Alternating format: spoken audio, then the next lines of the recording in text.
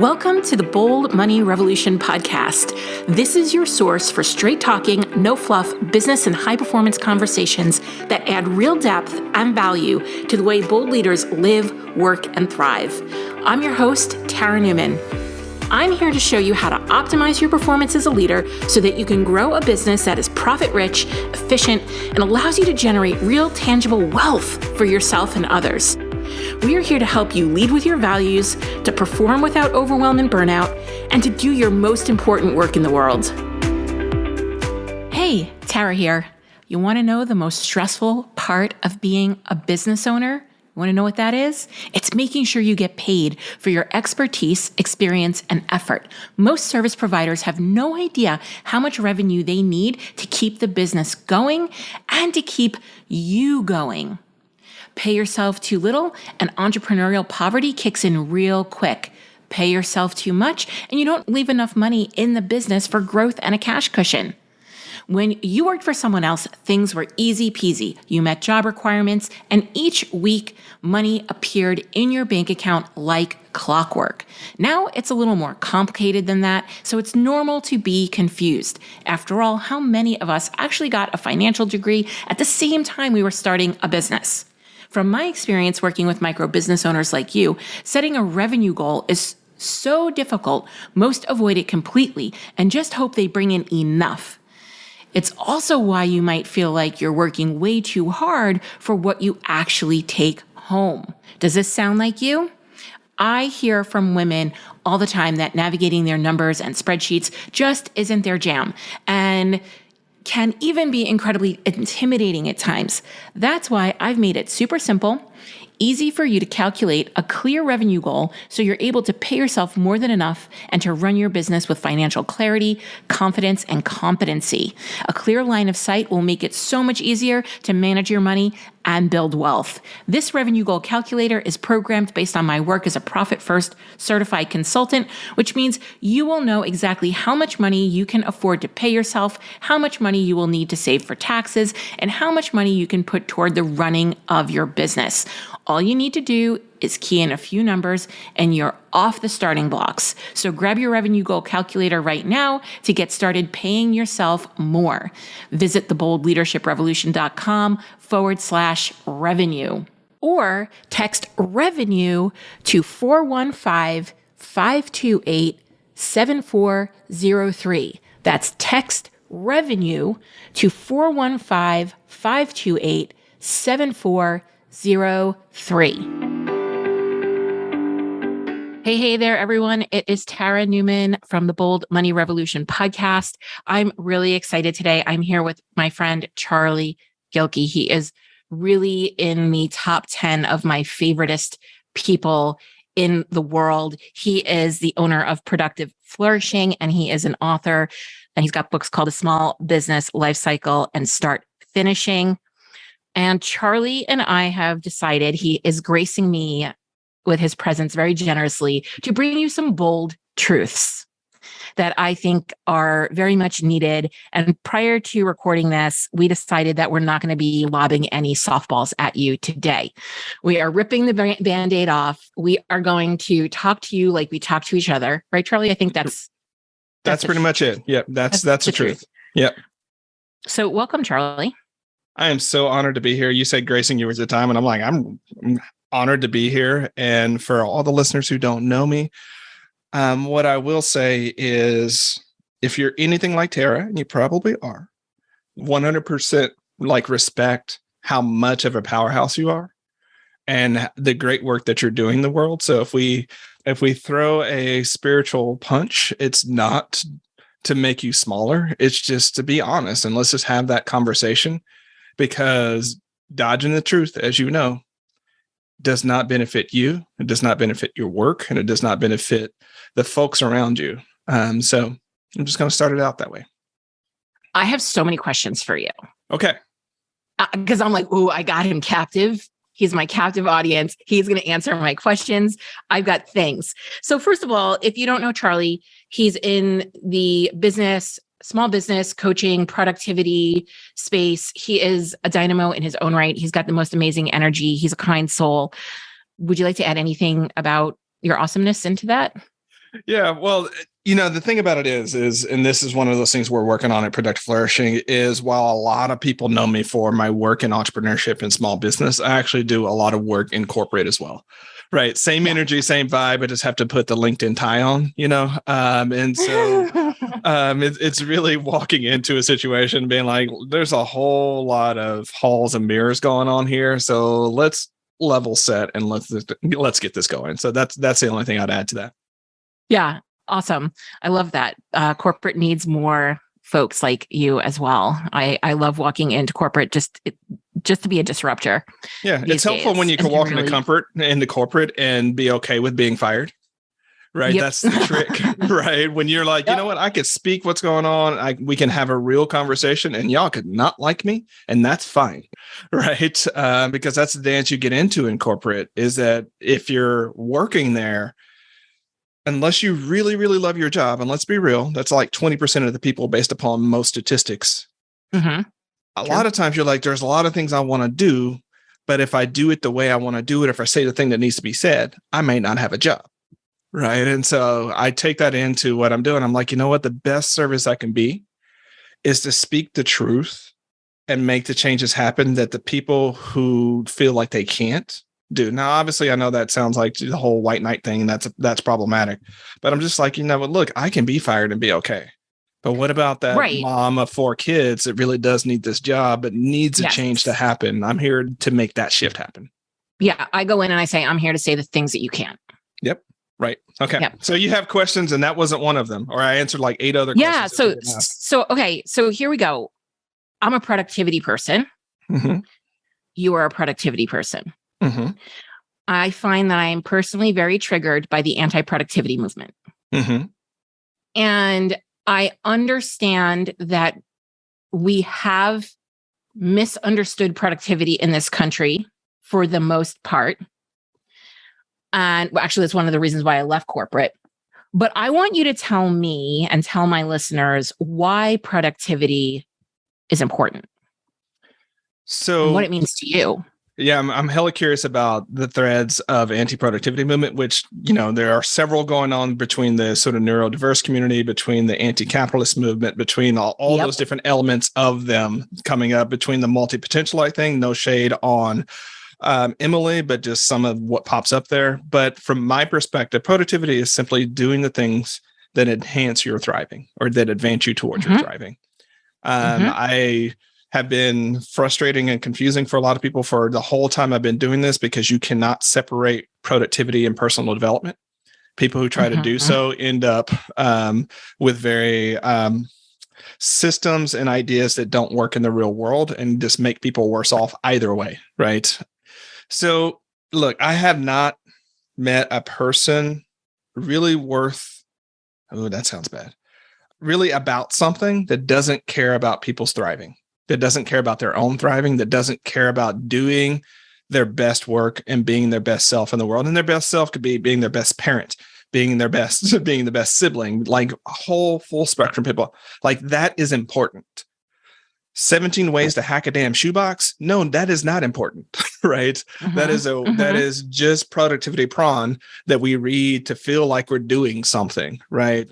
But there's a certain point to where to really there's different levels of doing the work and productivity. The first level is kind of like that 17 ways to hack a shoebox things. Like you're just learning tips, you're learning different ways of working. At a certain point, you'll start redesigning your workflow. Then at a third point, you'll start redefining your life. And then at a fourth point, you realize you have no idea what the hell's going on and you'll be stumped for a while, right? And then later on, you realize that the problem was you thought life had to be lived a certain way. You thought all these things broke down. So that being said, when the anti-productivity movement comes up, I'm like, but then what are you about? Right? What are you about? Anti-brains don't last. That's the thing you got to know. Right. If you're on a thought leadership journey, you're like, damn, whatever, damn Marie Kondo, damn Brene Brown, damn whatever. At a certain point, your audience is going to look at you and say, but yes, what are you about though? Like we're tired of just being angry and frustrated and anti. We need to be going somewhere. And if you can't present a positive view of going somewhere, which is going to look like you're having the productivity conversation, at a certain point, people are going to find someone else who actually has gone through that anti-journey, but can say, okay, and now here's how we go forward in a way that makes sense for you, that makes sense for your family, that makes sense for our society. And you start having those conversations, you're in the productivity conversation again. We'll all come back. Yeah, I always say, my background's in high performance. And I always say that, high performance strategies are really a lot about self-love, about caring for yourself, about, and there's a difference between being a high achiever and a high performer, and it's a spectrum. And, high performers double down on the things that high achievers think are meaningless or unproductive or pointless, like getting more sleep and creating more space and practicing a lot, high performers practice more than they compete, like things like that.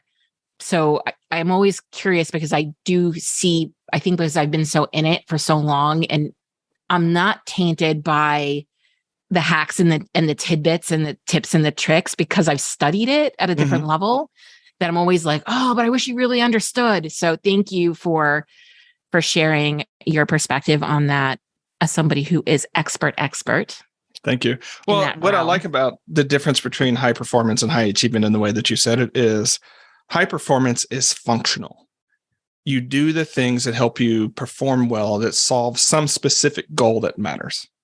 The problem with high achievers is that achieving becomes the goal, not what achieving does for your life, right? So you win all the things and lose at life. Guess what? You're not winning. Okay. Correct. I have another question. So I consider myself a truth teller. You're a pretty candid, straightforward person. I think we both have that in common, transparent. Do you think that truth-telling, candor, transparency are being weaponized in our current marketing culture? Or do you think there are instances, absolutely. We can still claim the truth-telling? We can claim the truth-telling. It's your intent, right? So I've seen nonviolent communication weaponized way more than about any other framework that I've ever come across, right? Which is funny, right? And so you got to think any communication framework, any paradigm like that can be weaponized, right? The culture of radical authenticity can absolutely be weaponized because there are some people who can be authentic. Yeah. They can be authentic because their authenticity lines up with society's aspirational lines, whereas other people's authenticity does not, right? And so you can be authentic if you're norming, right? If you're reinforcing the norms, whether it's the norms of Insta, whether it's the norm of TikTok, whether it's the norm of whatever thing that you're into, right? And so absolutely, anytime I see something like that, and when I do communications coaching or think communication myself, I'm like, what is the intent? Right. Even in this conversation itself, like that in the green room, we were like the question I asked her is like, well, how are we going to land these truths softly, or we're just going to speak clearly? Right. Because there's an intent, right, behind that. Yep. Like if we were just here and Pam Slim and I talked about this yesterday, right there.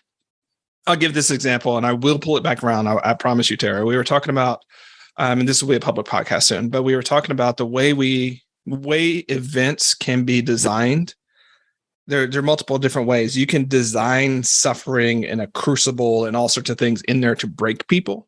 And you can do that from a manipulative point of view that makes them codependent and subservient to you and the paradigm and things like that. Or you can just create experiences that have people confront their own sort of things naturally and organically.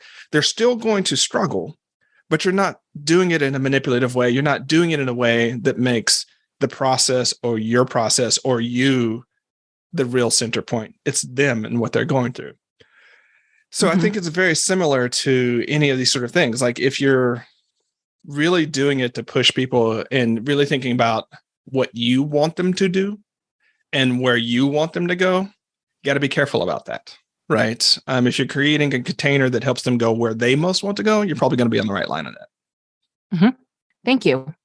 I was checking in, I was writing some copy or whatever, and I was talking about like who this thing was for. And I'm like, well, this is for people who value this type of conversation. This is for people who value truth, who value candor and honesty. And the ambiguity and the nuance that comes with that. I said today in my program, somebody was really rumbling with something. And I said, hey, listen, entrepreneurship is a high contact sport, high contact team sport with a greater propensity for risk and injury. It's basically rugby. Right. And when we can accept that, we can let it go and we can move on with greater ease. But if we're going to continue to fight the hard, it's going to make it harder. But if we can accept what is a challenge and say, okay, this is challenging and this, right? And I know that you were actually, when we started this, you were talking about people's attachment to their own struggle and that being a part of their identity and how they put forth a lot of cognitive, emotional, and spiritual labor for that struggle. And I'm going to add, there are people who are wanting to see that manipulated and continued. Yeah. I'll bridge the conversation here. This is often why, and this was a very coachy thing, very writer thing, very philosopher thing to sort of look at words, right? And the words that we use. And I am very careful about when I use hard. Like, that's hard work. Hard invokes a struggle. It invokes emotional. And unfortunately, in our society, we get attached to the hard, right? I will say, like, look, this is a difficult thing to do. Difficulty doesn't necessarily come with the emotional and existential. It's like, no, this is just a difficult task. We have to sort of stand up and be prepared to do this task, but we don't have to be like, oh, it's hard, so I'm either going to shy away from it or I'm going to do it because it's hard, right? You do the work because the work is necessary to achieve some end, right? And if the work is difficult, you do the difficult work and you figure out how to make it less difficult, right? But there's not a big story about it being hard. Yeah. Once you do the difficult thing, the hard thing, the challenging thing, like whatever we want to call it, right? The thing that's causing us some kind of strife or strain, it's not that way anymore. Yeah. It's something you've done. And next time it's still going to probably be difficult. But to what we're talking about here, we live in a society founded by the Protestant work ethic. I know I'm going to sound like the anti-productivity people, but give me a second. I'm going to get my way out of this one. I'm with you, though. I'm on it. I'm with you. And so we attach moral value to hard work. We attach moral value to the struggle because of the foundations of our society, right? And unfortunately, it becomes unfathomable for us for something to be great work that's not hard, that doesn't struggle. And where that really messes us up 3 or 4 clicks up is like, as entrepreneurs and as small business owners, we want to charge the most for the things that are the easiest for us. I'll say that again for the thing in the back. We want to charge the most for the things that are easiest for us. But because hard work is valuable, we oftentimes will attach the price point thing to the thing that's the hardest. And then we set up ourselves with a no-win scenario that if we get the high price thing, we have to do this hard work that's, But what we really want to do is this easy thing, but nobody pays us for it. Well, that's because that's where you place the value on it. Like, we assume it's valuable to me because it's hard for me, but it doesn't mean for your customer or your client that it's difficulty for you creates value for them. It's actually noise. Correct. So it's actually, the more difficult it is for you, the less value it's going to create for your client, in my opinion. And so I can give this comes up a lot with people who are looking to leverage and scale services, because leverage feels too easy. Leverage to me is I work once, I deliver many times. So one of the things that we've been working on leveraging, scaling, whatever, is some productized offers. We've built out some pretty cool like productivity boards behind the scenes that would allow people to like run a support ticket, like customer experience, and it's automated and it's in a Monday project management board. And we're going to be rolling some of that stuff out. And I had a moment where I was like, oh, what am I charging for this? Right. And then I was like, well, let's think about this. This is literally 20 years of experience. This is my education. This is the countless hours that I have put into learning Monday, tweaking Monday, evolving it, improving upon it, making sure it works, clarifying the result, capturing the data. But it's going to be really easy to sell that. I don't have to do any more work to it. And now I get right. But all of those other things have gone into that. Absolutely. Well, I'm working on my next book called Team Habits, right? And so largely when I do my work, I'm a synthesist as opposed to this person that comes up with like the one cool idea that no one's ever thought about. I've been, my background as a trained philosopher. I'm like, the odds of my coming up with an idea no one's ever thought about are really stinking low. But we're at an abundance of ideas anyways. We need more sense making and execution on those ideas. So why am I holding on to that? Anyways, that's a whole different story. But the reality is anytime you buy a book, you're not just buying the amount of time the person spent writing the book. Most authors worth their salt are distilling 100, 200 different books, different things into that. So sure, you can go read all of those and maybe come up with the same insights, or you have the shortcut that frames that and makes it sense for you in the same way that yours does. And I'll give another example of this. It took me way too long to figure this one out too. Something that's actually pretty simple and easy for me to do is to walk into a room full of a bunch of people running all over the place and get them aligned and pointed toward the same goal and going in the right direction. Really easy. I'm like, this is just what people do, right? Turns out not so much, right? And so I was like, oh, this is a unique skill. And the other one that I have is I'm a good end noter. And I thought everybody was a good end noter. And the key thing about being a great end noter at an event is you have to be able to weave together all of the different conversations, pull out the ones that matter, pull out, get a sense of the room, and then do that almost on the fly to create an end cap that bookends the thing. I'm like, everybody can do that. It's a rare skill, turns out. I had to have that reinforced multiple times because I was like, this is just easy for me, right? And can everybody do it? So you have to sort of think like your idea of what's easy doesn't actually matter when it comes to marketplace value, right? It's what result does that give for people who don't have that trait, attribute, skill, or expertise, and then focus on that. Yes. Yep. So how do you think, or what have you seen helpful in helping people work through that addiction to struggle? And I want to actually, you touched on the Protestant work ethic. And, I have been in the last couple of years just so deeply present to how conditioned we are, but not just how conditioned we are, but how our conditioning is being continued to be reinforced even more so than before through things like social media. And we'll go there in a bit because I do want to touch upon that. But these messages that we're picking up almost daily that continue to reinforce this. So how do we start to unring this bell? All right. So I'll start where you said we're going to get to. Just be conscious of what you're getting through social media and other sources. You think you have control of those messages. You do not, right? You do not. This stuff creeps in and it's reinforced, and it's reinforced in stuff that you were taught when you were 4 to 6 years old. And so it just, it's just, I want to give people a chance to let themselves off the hook at the same time that I want them to stay on the hook. Here's the place where you get yourself off the hook. This is neurological priming, okay? So what fires together, wires together. And if you've been told the same story for decades, those neurons, that's just the story. That's just what they recreate every time. And once that thread starts, the rest follows. That's what learning is. That's what socialization is. So that's the place where you're off the hook.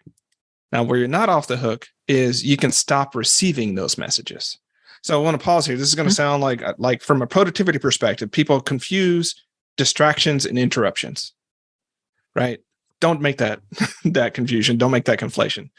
A interruption is like a being, whether it be 4-legged or 2-legged, whatever, coming to your space, knocking on the door, or with some analogy of that, and claiming your attention in that moment. That's an interruption. A distraction is what you allow yourself to do. YouTube does not interrupt you, right? Instagram does not interrupt you. You allow yourself to be distracted by YouTube and interruption. How do I know that? Because you can stop that. right? You can't, Yep. without a lot of negotiations, stop your child from knocking on your door to get your attention. Those are fundamentally different things. And so that is within your power to choose not to do is in your power to choose to do is an Aristotle quote, right? But if you can make that choice, then it's your responsibility on that point. So I'll start there. Second thing is stop participating in the social behaviors that propagate those stories.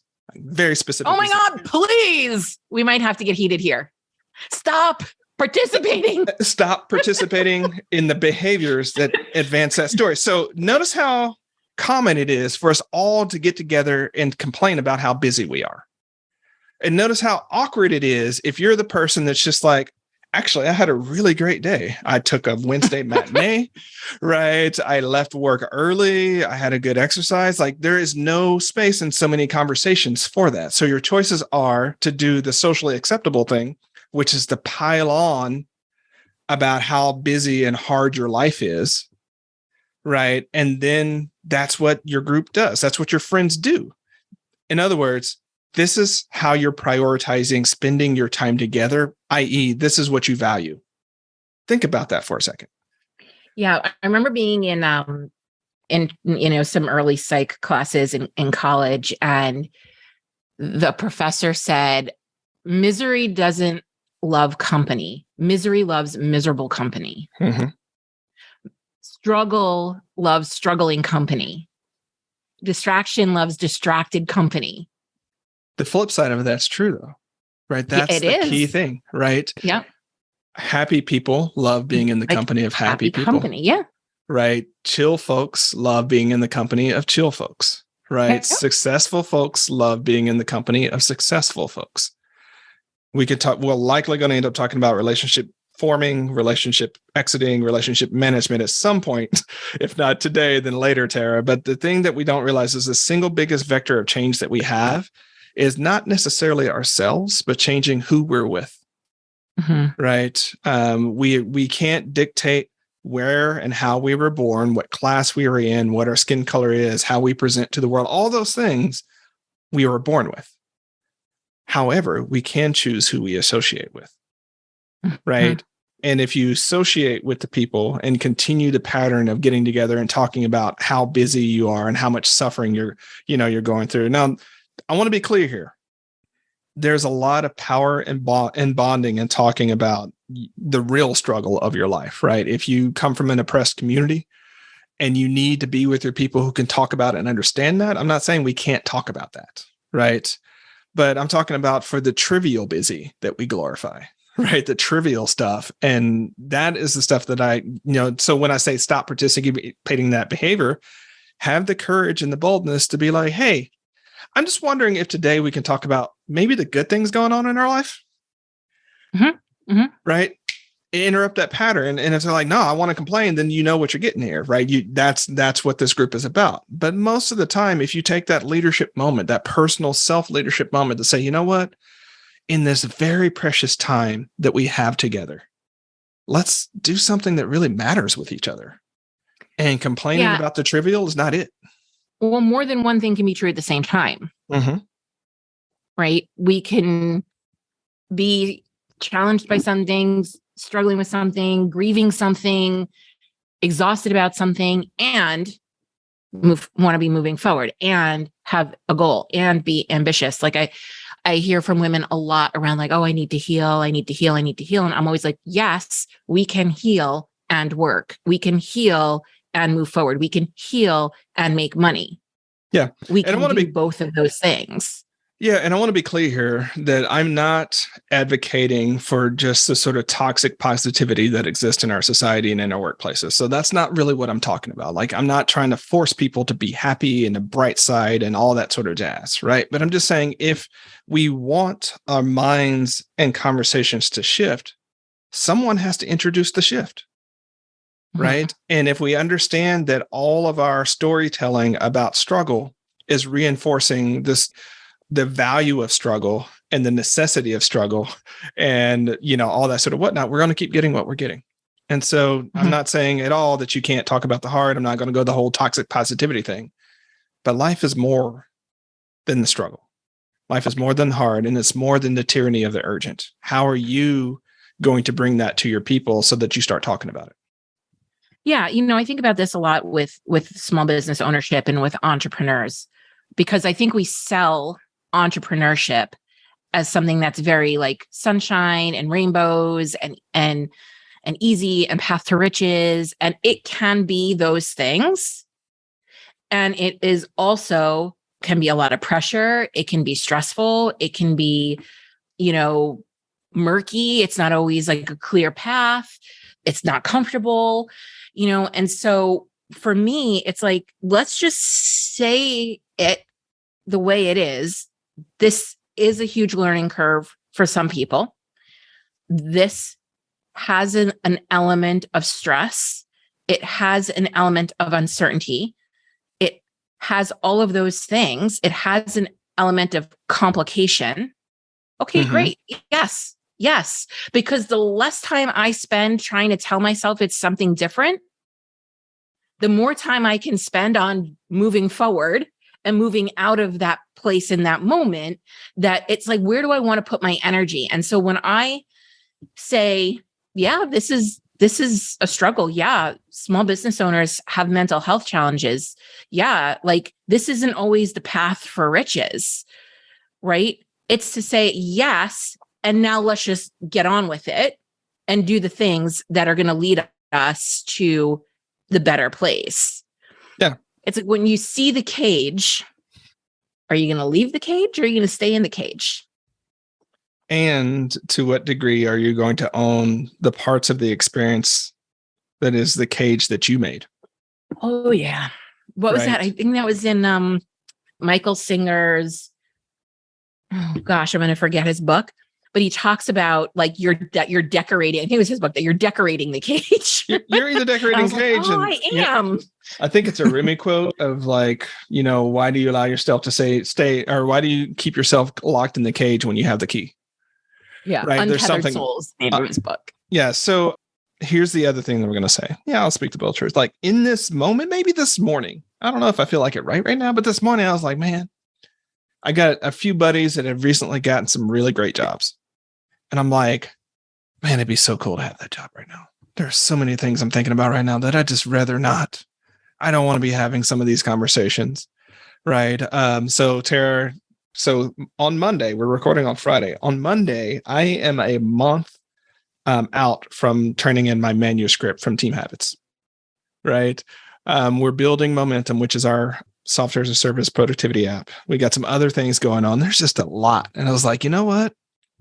It'd actually be really good not to think about all these founder owner things for just like a minute, just like maybe like 6 months, maybe like 3 years of not, selling and getting the money and managing the money, managing people, hiring, letting people go, like onboarding, integrating, training folks, like managing, coaching, all the things you do.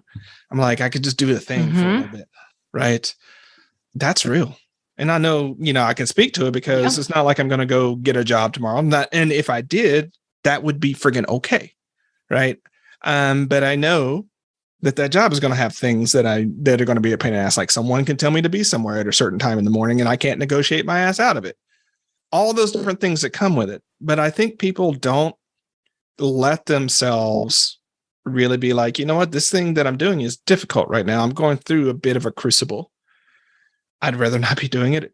All those different sort of things. I don't like it. And so that's where, I have a post on Productive Flourishing called like, I am pro entrepreneurs, but not pro entrepreneurship. For this very reason, when someone has made the commitment to start their own small business and they start their own, startup or whatever it is, let's do the best we can to support them in that dream and vision. But can we please, for just a freaking second, stop pretending that as a creative person, this is the one way you can live your life. And if you don't start your own business, that you're somehow less than, right? Because if you were a real entrepreneur, if you were a real creative person, right, then you would start your own business. Like, no, I know so many wonderful creative professionals that are doing fantastic work in organizations. And let's be real. We, especially with the way technology is, we have a good 5, some of us will have 6 working decades. We are going to float in and out of owning our own business, being an advisor here, working for someone else, doing this other thing. The whole question that I would want people to think about when it comes to their economic arrangement, whether they're employed, part-time, whatever, is in this moment, in this season of my life, is this vehicle of economic sustenance working for me? Or is there something that would work better? Like, it would be foolish of me to turn down an opportunity to do the work that I do at a much broader scale and get paid much more just because I would have to go work for someone else. That's not enough to keep me from doing that. Just like it would be foolish for me to throw in the towel because it's hard today for other reasons. And so the main question is not like, are you an entrepreneur or are you an employee or any of those sort of random labels? It's, does this economic arrangement work for your mission, for your values, for this season of your life? Because, and I say the season of your life because let's be real, part of the reason we get stuck with these attachments and these identity attachments is because we made a decision 5 years ago that made sense 5 years ago. And we're still working through the projects that are come from that decision without asking the question of, does that decision make sense for me now? Yes, that made sense when I had 3 kids in high school, but they're all gone to college and doing their own thing now. Maybe, just maybe, I could work part-time. I don't need this bullshit. Like, maybe I could do all sorts of other things. I know I'm on a rant here, Tara, but people, oof. No, I think it's timely too, because I always joke around. I have this joke that I have like the secret recession indicator, and it's peaking right now, that business owners start increasing talk about going back to a traditional 9 to 5. They talk about going and being a barista at Starbucks. They talk about being a yoga teacher. Like, they start to like fantasize about relieving the pressure of ownership in that way, especially when we have the added catalyst of, you know, the geopolitical economic environment that we have. And so we are having a lot of conversations with people around, is that what you want to do? Is that the right choice for you right now? My husband and I have definitely made those decisions. He went back to work for somebody else after closing a business, and now he's back in his own business again. Like, because we needed, we blew out all our finances, and he needed to just go earn a steady paycheck and not have the stress, and needed to kind of recoup. So I totally get that. And I think that's really timely, and it's a necessary conversation, because I don't think we're talking about that. And I find the people that, that I work with, it's not even that they're looking to be entrepreneurs. They're told that they should be entrepreneurs. They don't really want to be small business owners. That feels like a lot of work and heavy. Freelancer doesn't feel significant enough. And really what it comes down to is that people, they're at some point in their life, they've decided that they want to earn income independent of an employer. And I love that. We need to stop labeling. That's the funny thing. So I was in a coffee shop today, and one of the guys that, we talk sometimes, he's like, "Hey, so how's it going today?" And I was like, "Man, I'm happy that it's Friday."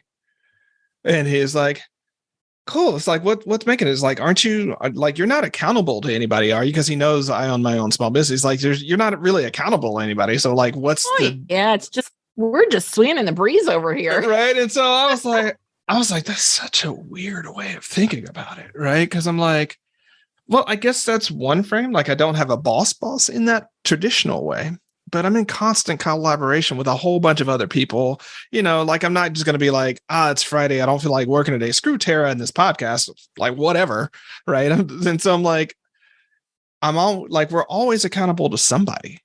Right. And if you're a small business owner or a startup, like, whether we talk about Productive Flourishing, which is much more services and coaching focused, or Momentum, which is product focused, like, we are accountable to our customers, right? And someone's got to pay the bills somewhere, right? Until we get to the point to where we can make money off money, we're on that journey, but we're not there yet, right? And so I think it's great that people are like, you know what? I need another type of funder for my life, right? I need to go back and get a job so there's one person that's paying me and not 17. Okay, cool. Great. you're still getting paid by somebody. And so I just want to break down that idea that like somehow you start your business and you are 100%, autonomous for everything. Can't nobody tell you nothing. Like you can start that, but you'll find yourself 18 to 24 months into it looking for a job because it turns out long-term people will not want to work for you and pay you. Yeah. Yeah. And it's really funny because I remember when I started this business 8 years ago and, this like, what was the tagline that, do whatever you want, whenever you want. Like that's how it gets marketed, right? Is that, yeah, like whatever you want, whenever you want. And I was like, oh, this is great. I'll be able to do whatever I want, whenever I want.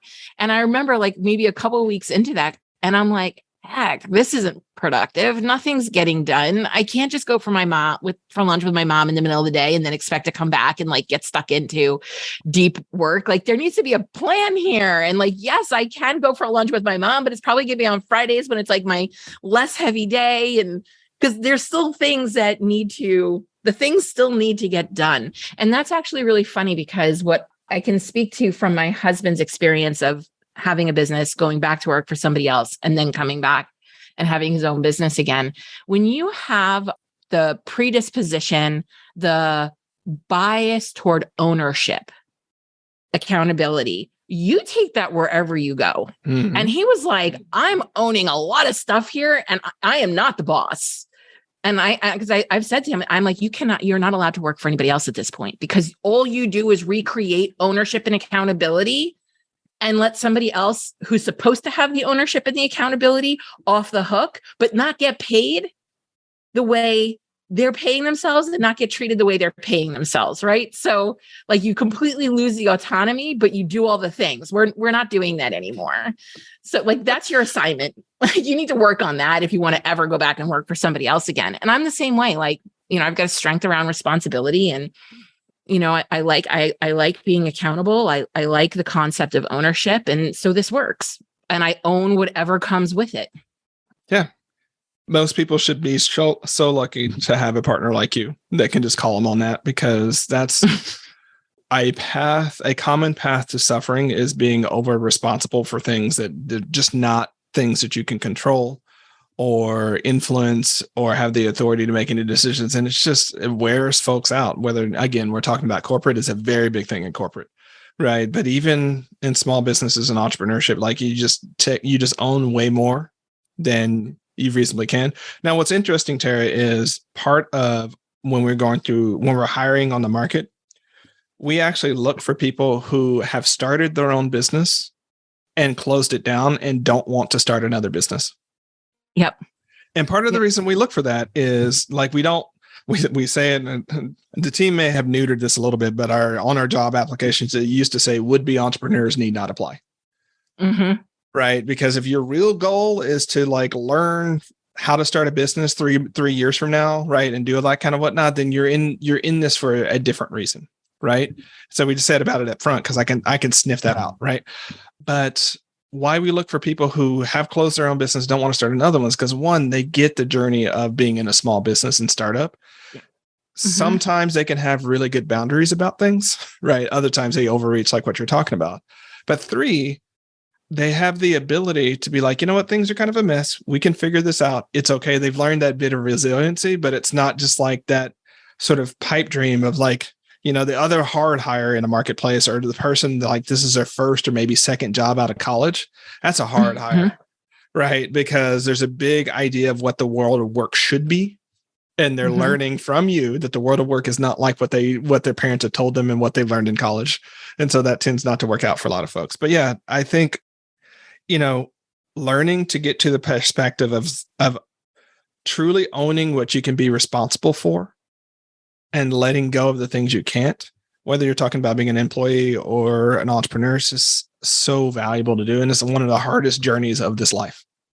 Yeah, I will say that this is a big one for the folks that we work with is really getting clear on what you're responsible for, what you're not responsible for, what you can control on this journey, what you can't control on this journey, because that taking too much responsibility just leads to a lot of over-delivering, undercharging, and harm for your business. And I actually think that that's being, used in some of these business building programs as a way to increase your quote unquote value, or, like everything in the kitchen sink goes into the offer.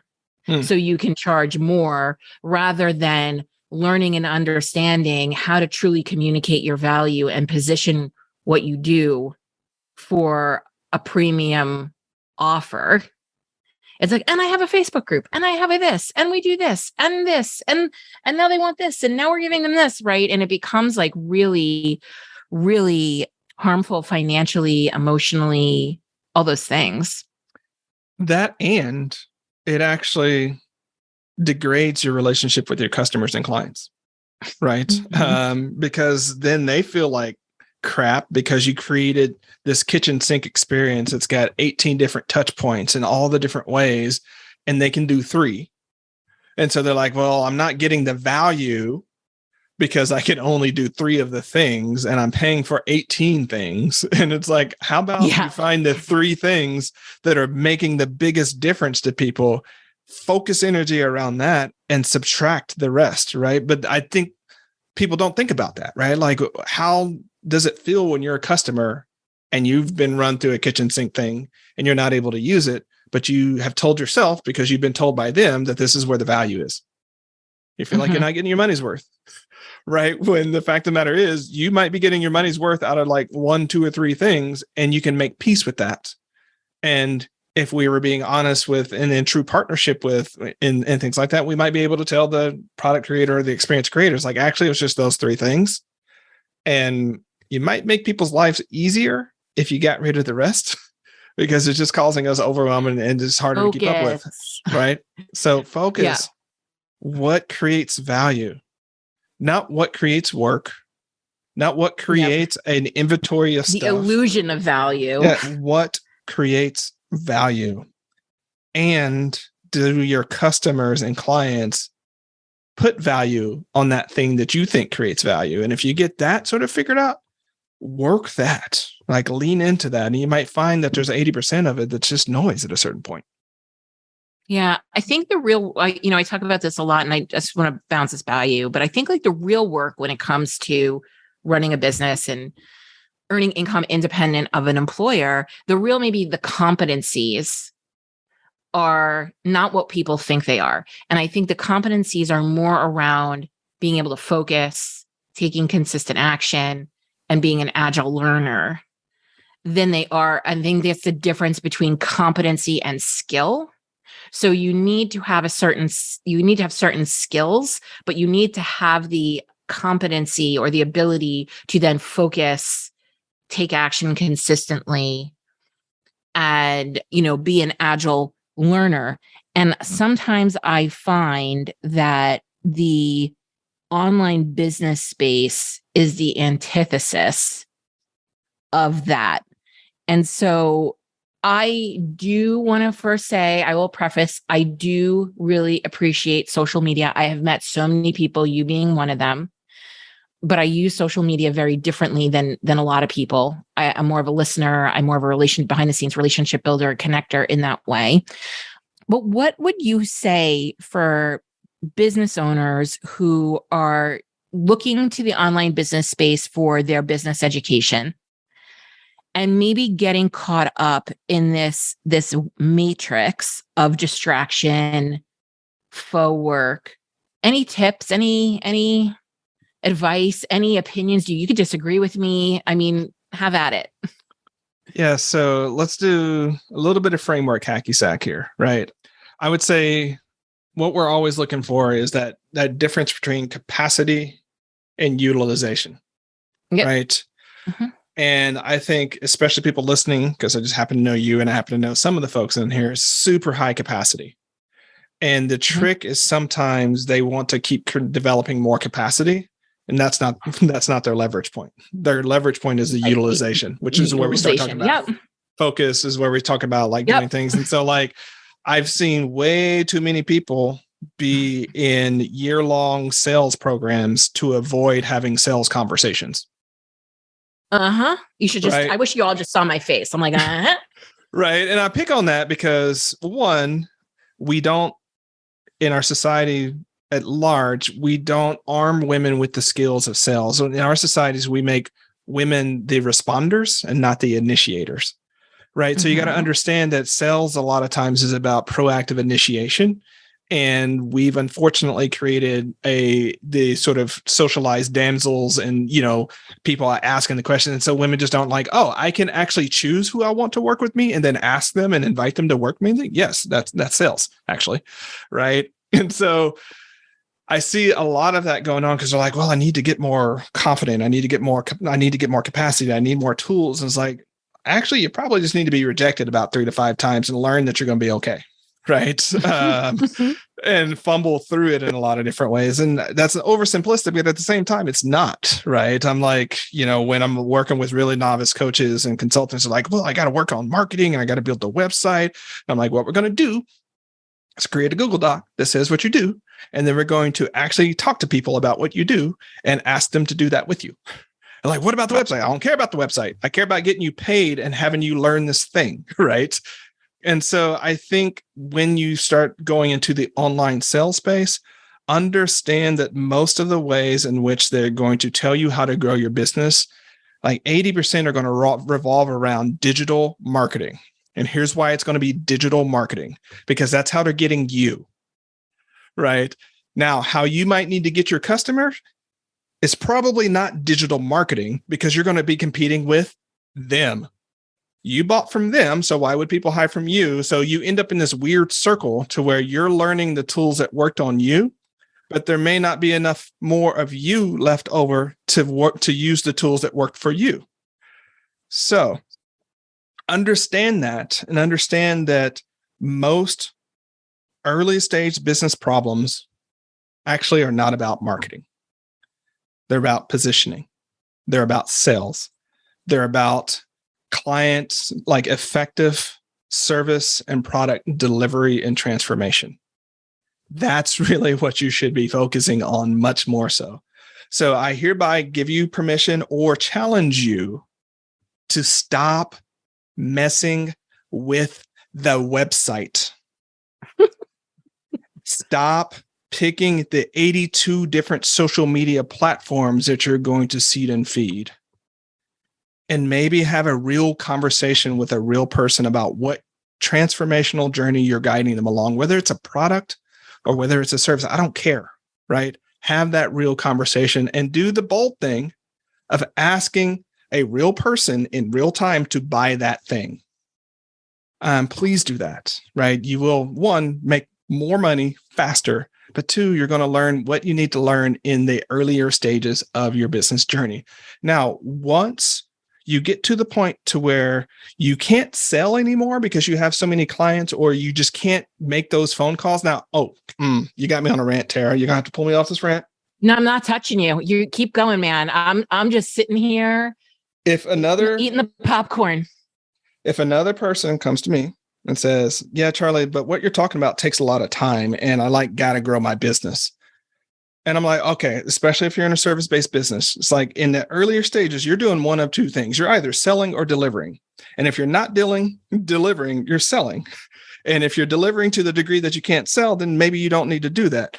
But if you're not doing that and you're looking at me, you're like, oh, Charlie, that's going to take a lot of time. Of course it's going to take time. What the hell else are you doing? Oh, you're taking someone else's course. Oh, this is what I'm talking about. Right. So settle down, Charlie. I'm going to light a match and keep you going.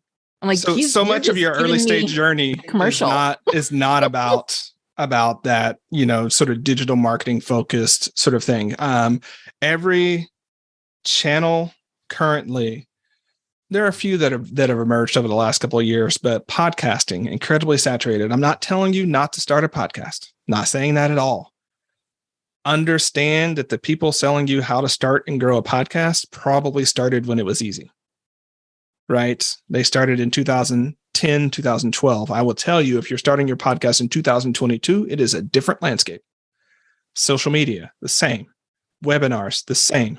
Like email marketing, the same, right? So all the things that you're going to get from social media and online, a lot of those channels have already been optimized. What hasn't really changed much, and actually your opportunity here is most of the people who've learned how to do stuff that way don't know how to sell and have a real conversation with people. That is actually your edge. And if you're listening to the podcast, I'm imagining that you're actually really good at that if you gave yourself a chance to do it. Woo! Just like, do my job for me, Charlie. Thank you. Thank you. Drop that mic. And the longer you resist what Charlie is saying, which is essentially what I've been saying, but sometimes you need to hear it from a different person in a different way, and like mad respect to Charlie and what he has built in this world, mad respect. The longer you resist doing that, the longer you are going to be lost in the sea of what social media channel should I use, what digital marketing strategy, what course should I take, blah, blah, blah, blah, blah. Yeah. And I know I sort of threw it in probably about the first third of that. To get good at some of these things in the early stage, some of these things, I'll be more specific. At sales and getting to a yes in a conversation, you will learn along the way, if you don't already know it, that you are not your work. You are not your promise. You are not all those things. Someone can say, no, that does not feel like a fit for me right now. And it does not mean you suck and I'm mad at you, and how terrible a person are you that you put this thing in front of me and ask me to buy it. Those are different conversations, right? Just like you've had plenty of wonderful, heart-based, really thoughtful sales conversations. You might not have known you were in it, but I'd gotten to the end of it. It's like, you know what? I don't think that's for me right now, but I still like that person. I still am engaged in the conversation with that person. So I just say that because I think that that's one of the barriers that earlier stage folks have, is they're like, oh, if they say no to this thing, then I'm not worthy. No, like people got stuff going on, right? You will get better. And to get better, you have to break that identification with you and your work, or you and what you're selling. There is a difference between your identity and the entity of the business. There we go. All right, Charlie, I'm going to tee you up in your zone of genius to end note us. Oh, it's easier when it's somebody else's thing, but I'll start here. Look, so much of this bold money journey that you're going to be on is learning to see a challenge and see that it's difficult. And instead of finding all sorts of ways to get around said challenge, actually start walking towards it. Because if you don't, at some point, you're going to be right back where you are, dealing with the same challenge. And so, we don't have to make it harder than it needs to be, but we do want you to take focused action towards that thing that challenges you. And the thing that challenges you the most might be that it doesn't have to be hard. Mm-hmm. Mm-hmm. I always define bold as doing the thing you're most unwilling to do. And not in a way that like it bypasses your values or anything like that, but like in the way that you're unwilling to do it because it's uncomfortable. That's how I tend to define bold. Charlie, thank you so much for coming by. Is there, like, you're actually here with me, but one day you will be. Tell them where to find you. Tell them what you have going on. I know you have a new book coming out. That's still a ways away. Yes. It's still a ways away. Yes.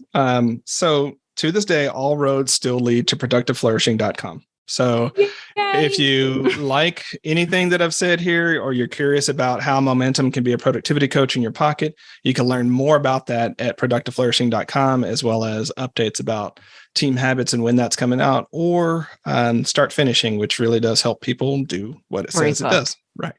Great. Start Finishing is a great book. I had somebody quote it to me the other day, and I was like, oh, Charlie's book, he's coming on my podcast. Yay. Yeah, it's a great book. And I also just want for everybody to say, look how simple he made that. Productive Flourishing, where it's always been, right? Focus, consistency, one thing. One thing. And it's probably going to be there for quite a while, just because why change it if it's working? I adore you. Thank you so much for coming by. Thanks for having me, Tara. If you found this podcast valuable, help us develop more bold leaders in the world by sharing this episode with your friends, colleagues, and other bold leaders. Also, if you haven't done so already, please leave a review. I consider reviews like podcast currency, and it's the one thing you can do to help us out here at the Bold Leadership Revolution HQ. We would be so grateful for it. Special thanks goes to Stacey Harris from Uncommonly More, who is the producer and editor of this podcast. Go check them out for all your digital marketing and content creation needs. Be sure to tune into the next episode to help you embrace your ambition and leave the grind behind.